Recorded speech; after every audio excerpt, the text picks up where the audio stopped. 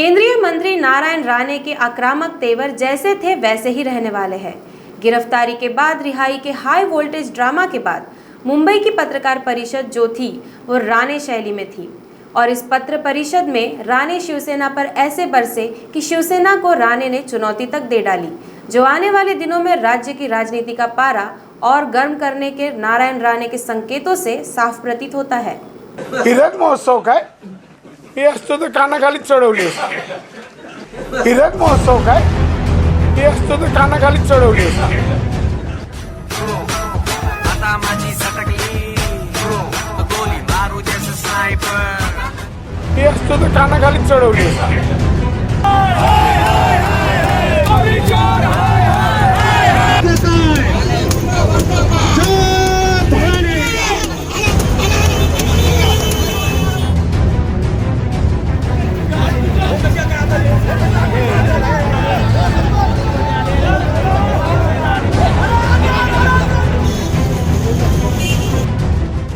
Bharatiya Janata party में जब से नारायण राणे शामिल हुए हैं तब से शिवसेना में एक अलग सी बेचैनी मानी जा रही है। यही नहीं, उनके मोदी कैबिनेट में शामिल होने पर कई बार सेना के नेताओं ने सवाल उठाए, फिर वो चाहे संजय राउत हो या फिर मुख्यमंत्री उद्धव ठाकरे। और यही बेचैनी तब हद पार कर गई जब नारायण राणे के विवादित बयान पर पूरी शिवसेना आक्रामक हो गई। लेकिन उसके बाद अब पत्र परिषद लेकर नारायण राणे इस पूरे मामले पर फिर आक्रामक नजर आ रहे हैं और उनकी आक्रामकता मुंबई में हुई पत्र परिषद में साफ देखी जा सकती थी, जो केवल शिवसेना के लिए थी।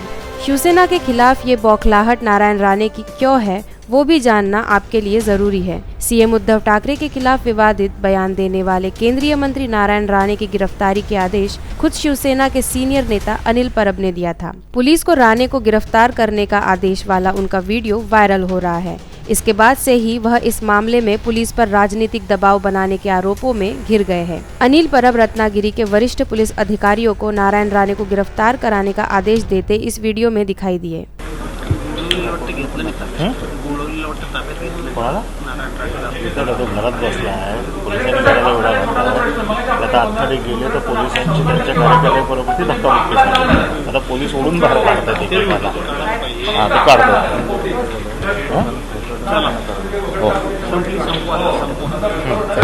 राज्य के परिवहन मंत्री और शिवसेना नेता अनिल परब के इस वीडियो के बाद भाजपा आक्रामकता की भूमिका में आ गई है और यही वजह है कि दिन भर चले राणे की गिरफ्तारी के मामले के बाद राणे जब मीडिया के सामने आए तब फिर शिवसेना पर राणे की उसी शैली में शाब्दिक प्रहार किया। और यही वजह है कि दिन भर चले राणे की गिरफ्तारी के मामले के बाद राणे जब मीडिया के सामने आए तब फिर शिवसेना पर राणे के उसी शैली में शाब्दिक प्रहार किए, जिसके लिए राणे जाने जाते हैं, जिसे सुनने के बाद कुछ शिवसेना नेताओं ने फिर नारायण राणे को चुप रहने तक की सलाह दे डाली है। बहरहाल राज्य का राजनीतिक पारा दिन ब दिन गर्माता जा रहा है, जबकि फ्रंट फुट पर बैटिंग करने वाली शिवसेना अब राणे गिरफ्तारी के मामले में बैक फुट पर आ गई है। जबकि राणे को गिरफ्तार कर शिवसेना ने खुद के ऊपर सवाल निर्माण कर दिए हैं। ऐसे में भाजपा ने जिस नारायण राणे को अपने दिल में शामिल किया वो अब शिवसेना से लोहा लेने की तैयारी के मूड में है, जिसके संकेत नारायण राणे को बुधवार को दे दिए गए। जबकि ये मुद्दा और कितना गर्माता है ये कोई नहीं जानता, पर आने वाले दिनों में फिर राणे बनाम शिवसेना के नजारे और शाब्दिक वार देखने को मिलने का अवसर बने हुए हैं। तुम्ही त्यांना प्रश्न देतो, त्यांचा प्रश्न मला कशा विचारता, मुख्यमंत्र्यांना विचारा, नाहीतर ॲडव्होकेट आमच्या दिलीप वळसे पाटलांना विचारा। तुमच्याकडे खातं आहे का अनिल परबकडे? बाकी सगळी खाती वर्ग केलेत, कलेक्शन बिलेक्शन सगळी इत्यादी।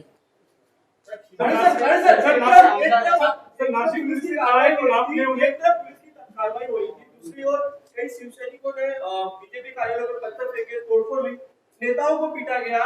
वो नेताओं को पीटा गया? कई बीजेपी के नेताओं नहीं, अरे पीटा किसको पीटा नहीं गया?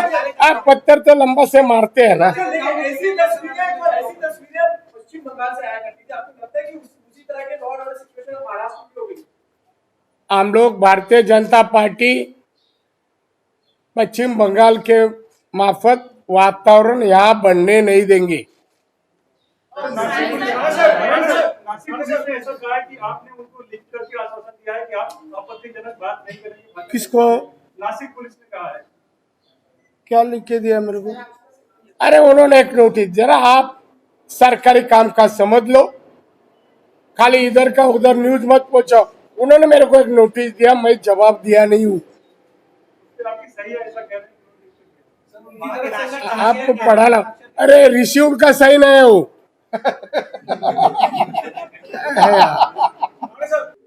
तुम्ही कोणी माझं काही करू शकत नाही.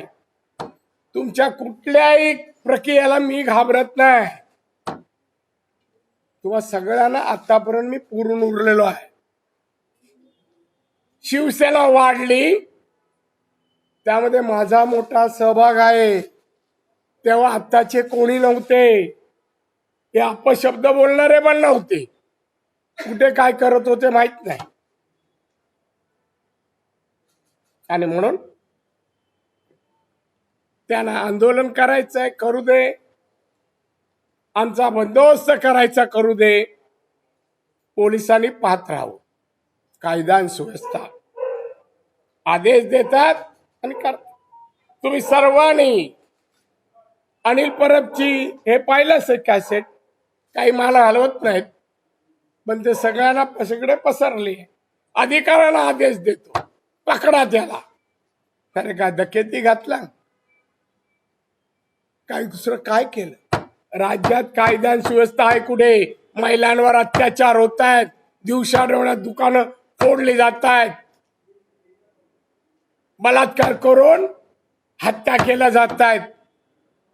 दिशा सालियनचं कोणी केलं? कोण मंत्री उपस्थित होता? का अद्याप छडा लागत नाही? अनेक महिला आहेत.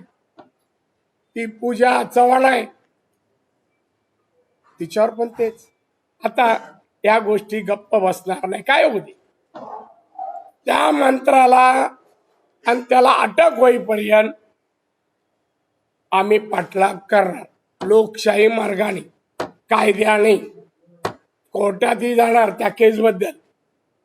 बघूया कोण वाचवतं.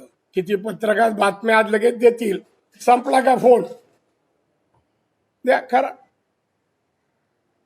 पण आम्ही कायदेशीर लढाई लढणार.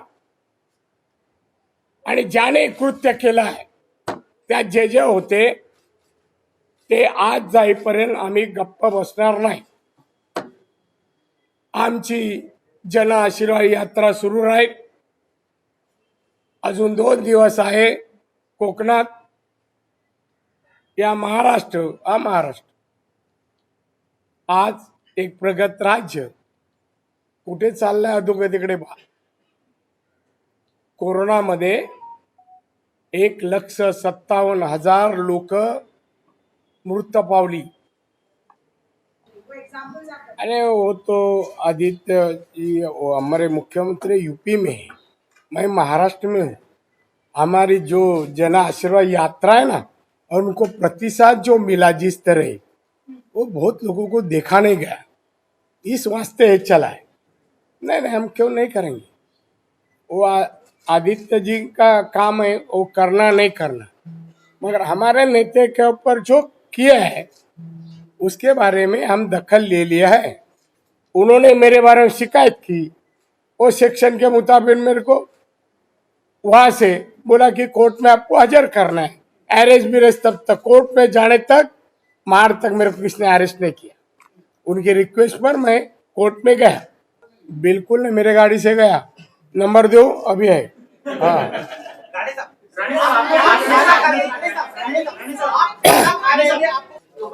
एक कौन अग्रलेख में लिखा है, कौन लिखा है? संजय राउत. वाह वाह, उनका आप कितने सुनते और पढ़ के खुश होते हैं. ये कोई संपादक के लायक है ही नहीं. एक तो वो खाली उद्धव ठाकरे जी खुश हुए इतना ही लिखते हैं.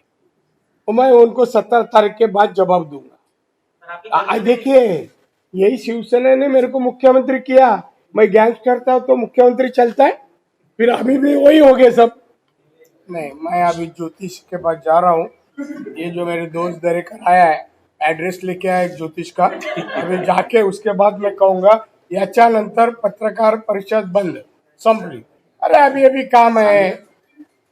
ज्योतिष के बाद जाके मैं तारीख एग्जैक्ट दूंगा, आप देखेंगे. हो ये सरकार बढ़नी चाहिए. आपको लगता है आप हंस रहे.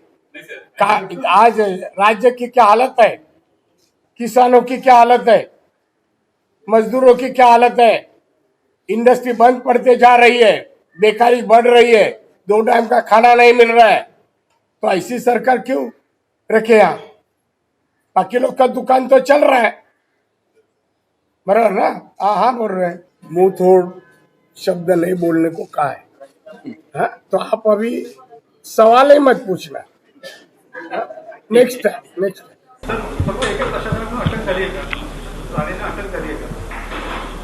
मला अजून याची माहिती पूर्ण मिळालेली नाही आहे, त्यामुळे मी आत्ता ऑफहँड तुम्हाला सांगू शकत नाही अटक झाली की नाही ते. पण नाशिकमधलं पथक आलंय का अटक करण्यासाठी? मी इथे तुमच्यासमोर बसून आहे, त्याच्यामुळे मी तुम्हाला इथे बसून काय सांगू.